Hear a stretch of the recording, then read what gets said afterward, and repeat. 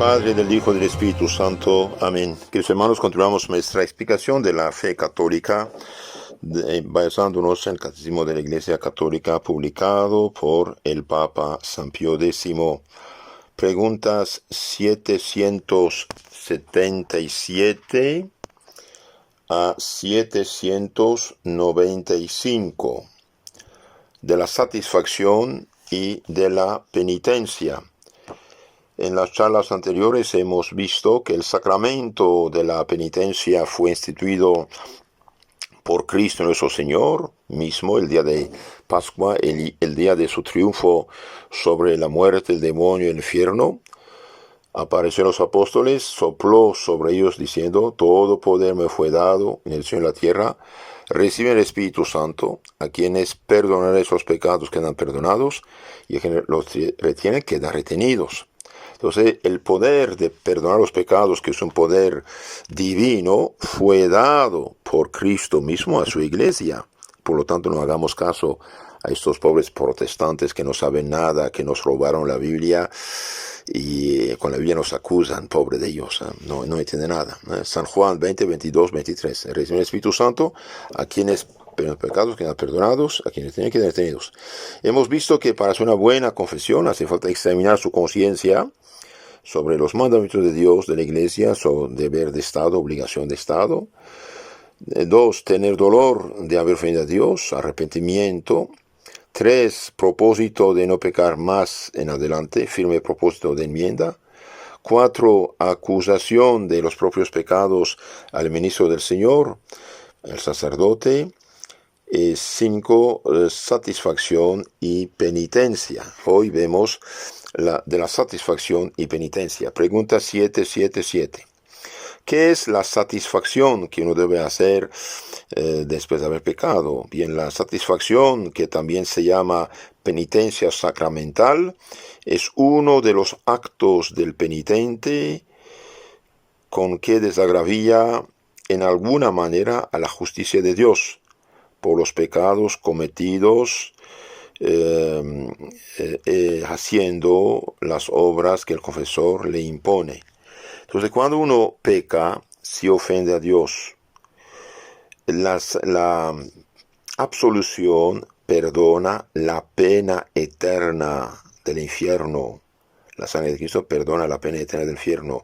Incluso si uno está totalmente arrepentido de todo, con borra todo, no queda nada.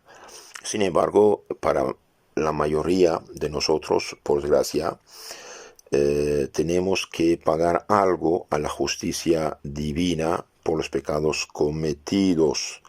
Entonces, haciendo unas obras que el confesor impone.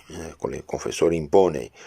Por ejemplo, alguien robó, hizo un pecado, desobedeció a Dios, ahora tiene que reparar, una reparación. El bautismo borra todo pecado, todo pecado. Una persona de 80 años que se bautiza, no solo el bautismo perdona el pecado original, también todo pecado personal y toda deuda con la justicia divina, todo. Es una amnistía total absoluta, pero después del bautismo, si hemos pecado, tenemos que pagar algo a la justicia divina. ¿Está obligado el penitente a aceptar la penitencia impuesta por el confesor?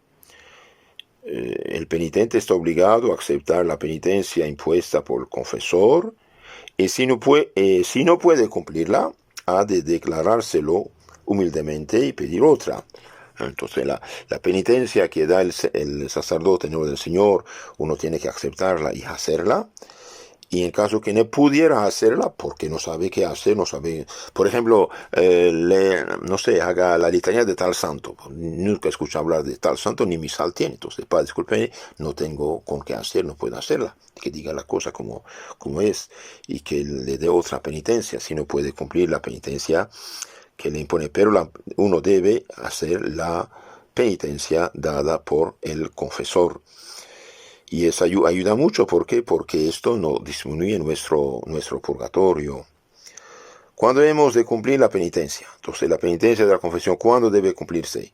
Si el confesor no ha prescrito ningún tiempo, hemos de cumplir la penitencia cuanto antes y procurar hacerlo en estado de gracia.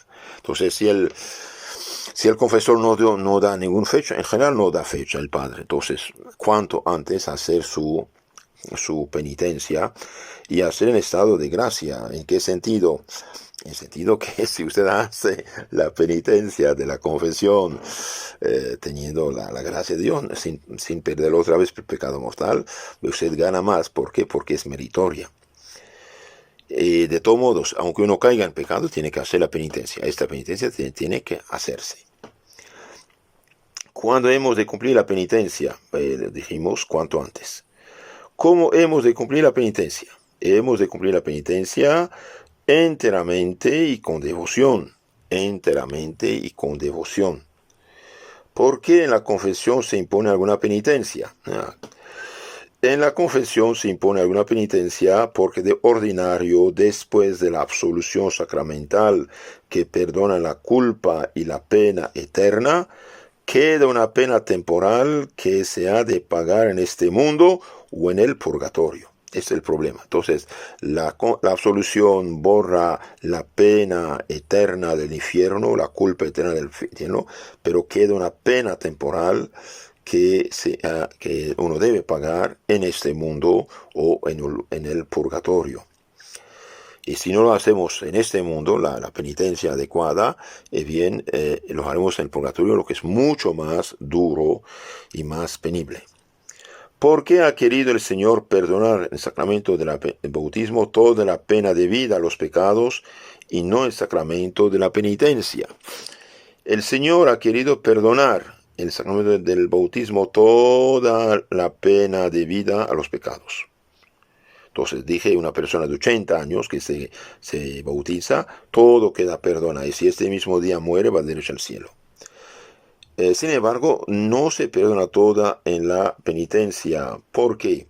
Porque los pecados después del bautismo son harto más graves, como hechos con mayor conocimiento e ingratitud a los beneficios de Dios.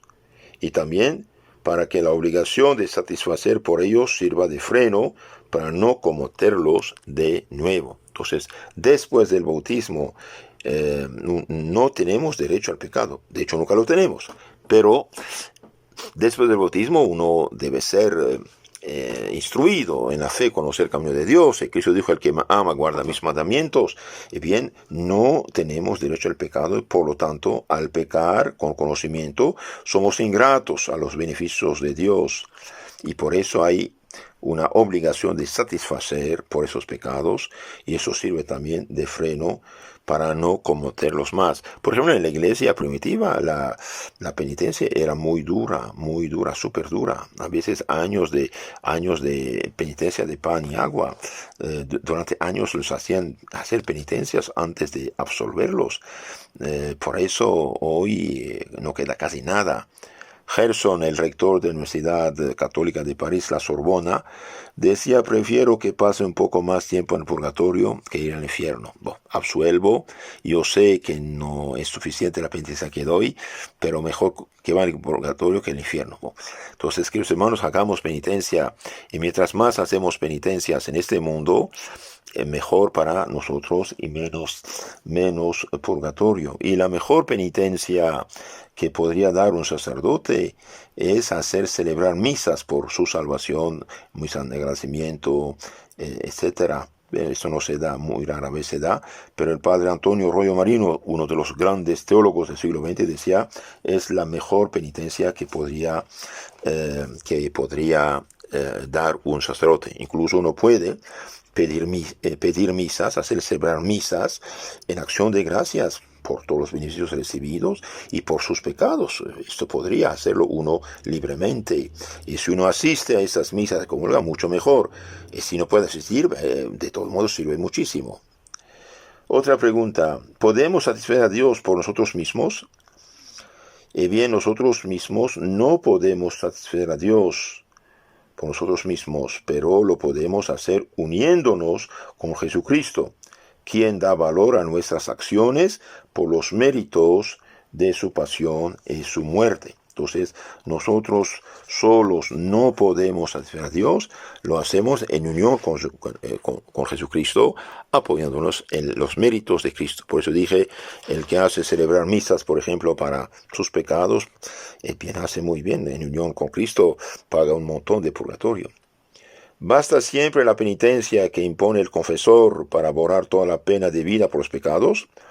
La penitencia que impone el confesor no basta de ordinario para pagar toda la pena debida por los pecados, por lo cual se ha de procurar suplir con otras penitencias voluntarias lo que resta. Uno debe hacer penitencias personales también, por ejemplo, aguantar, ofrecer, soportar enfermedades, pobreza, accidente, calumnias, humillaciones, problemas, falta de trabajo, falta de dinero, ofrecer todo el Señor, perdonar a los enemigos, rezar por vivos y difuntos, dar el buen ejemplo. Todo esto, obras de caridad, dar buenos consejos, hacer propaganda de la fe, todo esto sirve como penitencia. Cumplir con su deber. La mejor penitencia es la que uno no busca, cumplir con sus deberes de Estado. Entonces la penitencia que impone el confesor no basta de ordinario para pagar toda la pena debida por los pecados, y bien uno debe hacer otras penitencias también. La mejor penitencia es la que no buscamos, cuidado. Entonces hacer por ejemplo, usted está en tráfico, aguanta, soporta, ofrece. ¿Qué hacemos? Con los vecinos tiene problemas, con los hermanos, con los suegros, con los hijos. Saber aprovechar de todo, saber aprovechar de todo. Ahora, ¿cuáles son las obras de penitencia que uno puede hacer voluntariamente? Las obras de penitencia pueden reducirse a 3 especies, que son oración, ayuno y limosna. ¿Qué se entiende por oración? Por oración se entiende todo género de ejercicios de piedad. ¿Qué se entiende por ayuno? Por ayuno se entiende toda clase de mortificaciones. No solamente comer, beber, también toda mortificación, enfermedad, sufrimiento, pena, dolor, callarse, soportar, aguantar, perdonar. ¿Qué se entiende por limosna?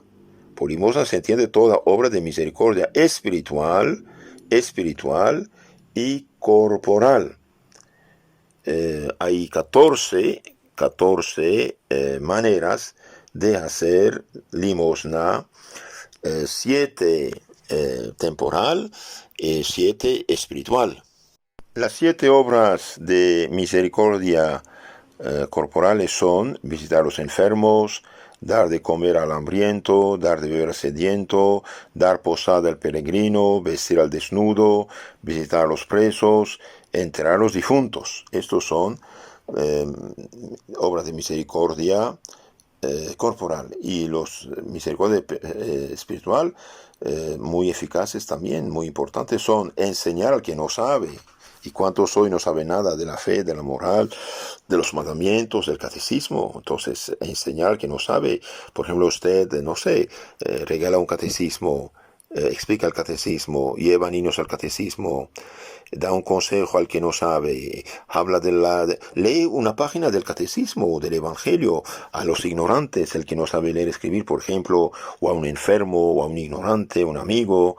Está en una junta de amigos, usted les habla un poquito, hace grande obra de caridad. Enseñar al que no sabe, dar buen consejo al que lo necesita, corregir al que se equivoca con caridad y dulzura, claro, pero decirle las cosas, perdonar al que nos ofende, consolar al triste, sufrir con paciencia los defectos del prójimo, rezar a Dios por los vivos y por los difuntos. Estos son las obras de caridad, limosna espiritual y limosna espiritual y temporal. Es muy, muy hermoso todo esto, queridos hermanos.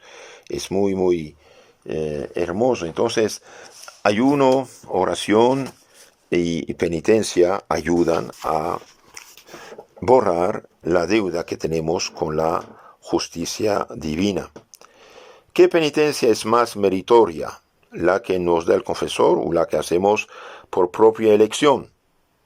Y bien, la penitencia que nos da el confesor es la más meritoria, porque siendo parte del sacramento, recibe mayor virtud de los méritos de la pasión de Jesucristo. Entonces, la penitencia que da el sacerdote en la confesión es de mayor mérito, borra más purgatorio, podemos decir, santifica más. ¿Por qué? Porque hace parte de los méritos de la pasión de Cristo nuestro Señor.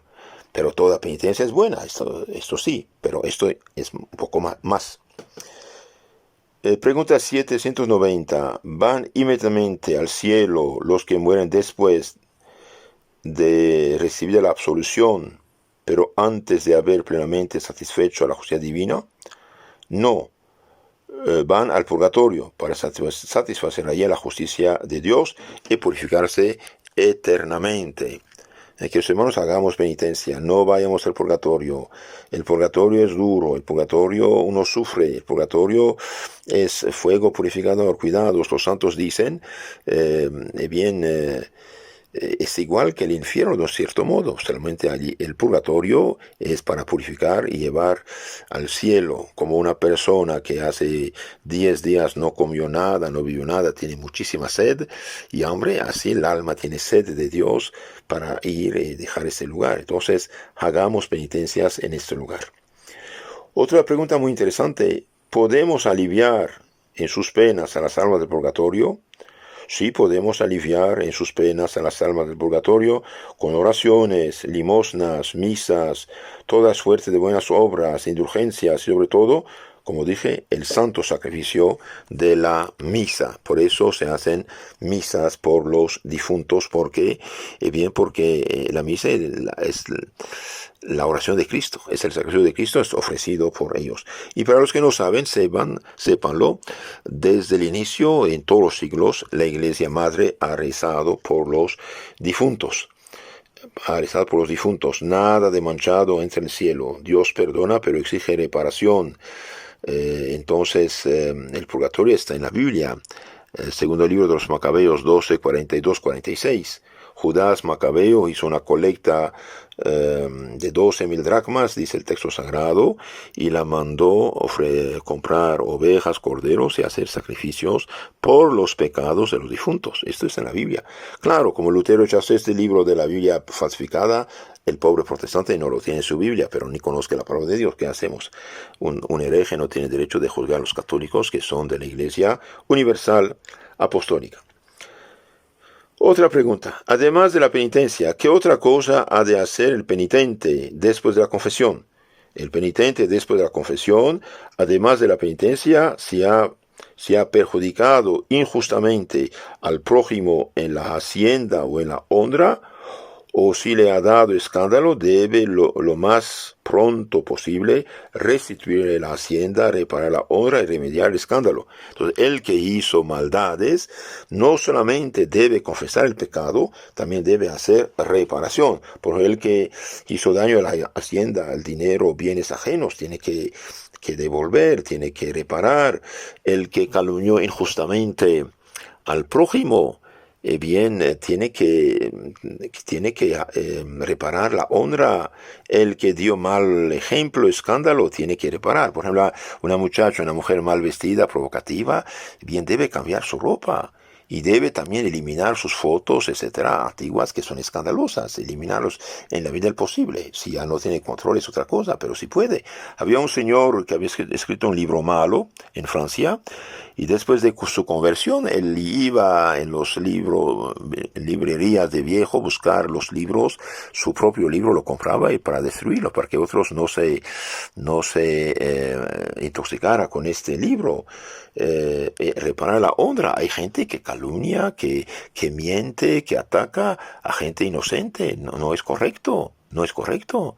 Por ejemplo, una persona que no sabe nada, absolutamente nada, no estudió ni siquiera una media hora el tema de una manera seria, profunda, calumnia, critica, insulta, Monsignor Lefebvre como si fuera el más grande de los criminales, el que fue realmente el último, podemos decir, grandísimo obispo de la Iglesia Católica, que nos alertó de la crisis actual hace 50 años. Una persona que no ha estudiado los 200, 300 últimos años de la historia del catolicismo, que no ha estudiado las luchas tremendas que tuvieron los papas que hacer contra los modernistas, los liberales, los anticristianos, las ideas falsas, una persona que no ha estudiado a fondo la historia del siglo XX, cuestiones, ideas en la iglesia, no puede hablar de Monseñor Lefebvre. Sí, pero fue condenado. ¿Qué señores? ¿Qué sabes tú? ¿Y acá hubo un juicio? Nunca hubo un juicio. Entonces, si nunca hubo juicio, significa que no podían condenarlo. No podían condenarlo. Cuidado.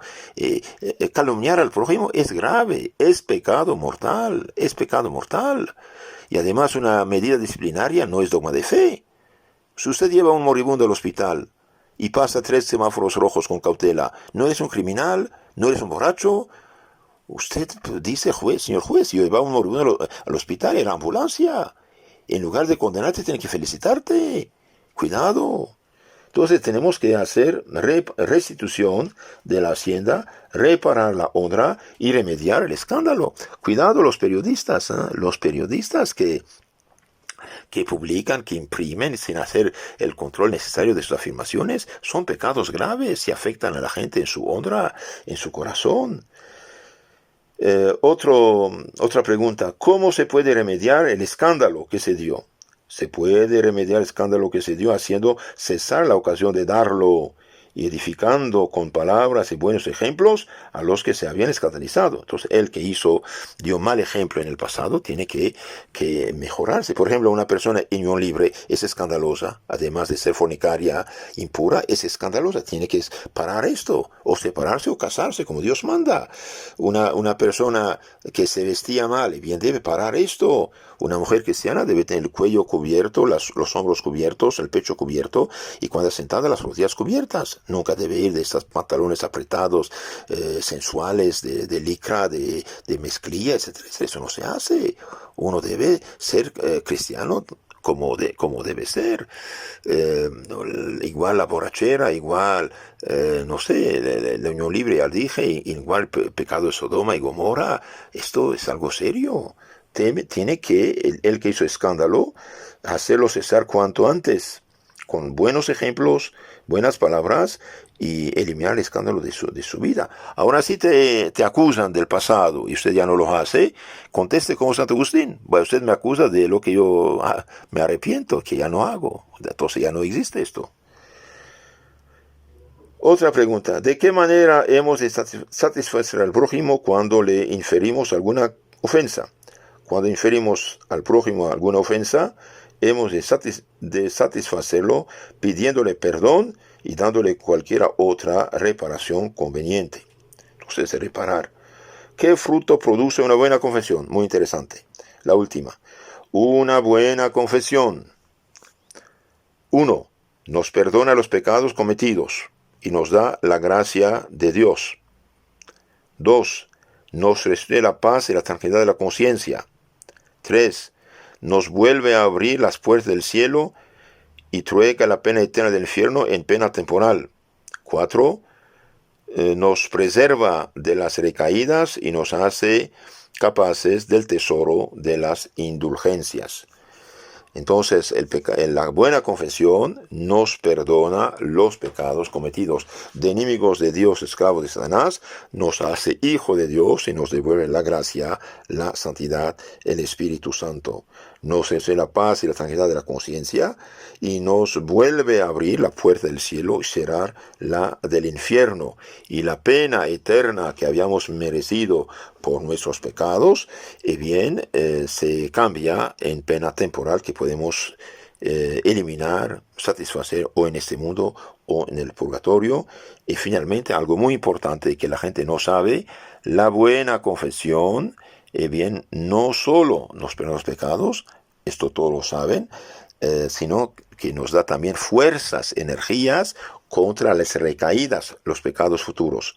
Y el que está en gracia de Dios, puede aprovechar del tesoro de las santas indulgencias.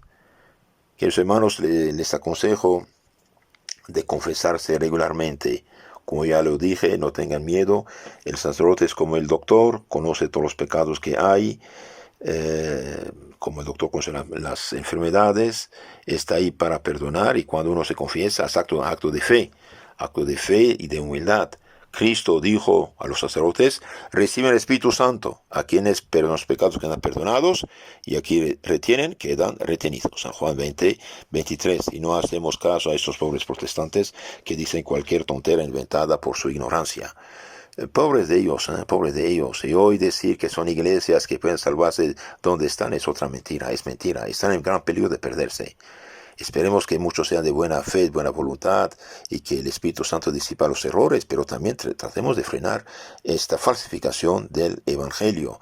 La confesión, entonces, es un acto de fe, un acto de humildad, un acto de resurrección espiritual, y es Cristo que aplica a nuestras almas los frutos de su pasión, de su muerte, resucitándonos. Que Dios los cuide, la Virgen los tome bajo su protección. Amén. Queridos hermanos, les aconsejo de suscribirse al canal Catecismo Católico Tradicional. Ahí tenemos toda la fe, sacramentos, oración, mandamientos explicados. Que Dios los cuide.